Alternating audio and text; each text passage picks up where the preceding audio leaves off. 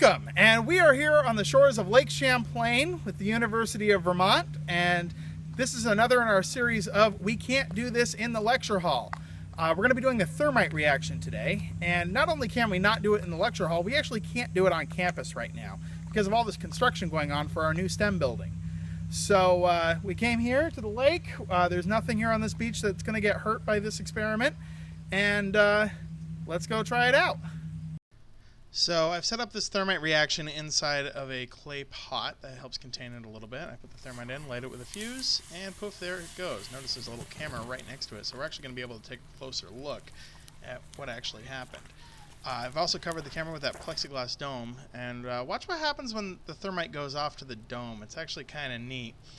The thermite explodes, very, very bright, and the warping of the plexiglass that was protecting the camera just shows how much energy is actually released when you ignite the thermite.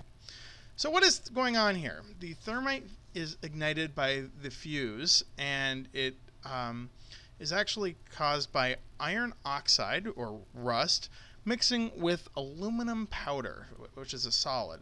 That produces aluminum oxide as a residue and molten iron.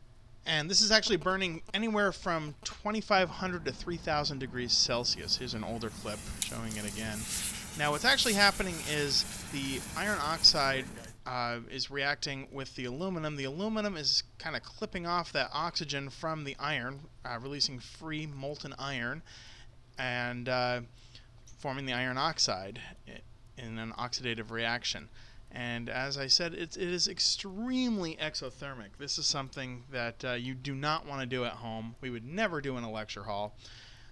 And sometimes you get a little too close when you're trying to do it. Whoops. Don't worry, I was okay. Now, this is one of my favorite thermite reactions that I've ever done. It's actually an 8-part thermite reaction I did for the STEM building groundbreaking ceremony. And I actually got to spell out the letters UVM with molten iron. That is one of my favorite reactions that I've ever done. Let's take a look at it in slow motion. Look at the raw energy just being released and the heat. I could feel it from quite a ways away when we did it. So that is thermite. That is something we will never do in the lecture hall. Hope you enjoyed it.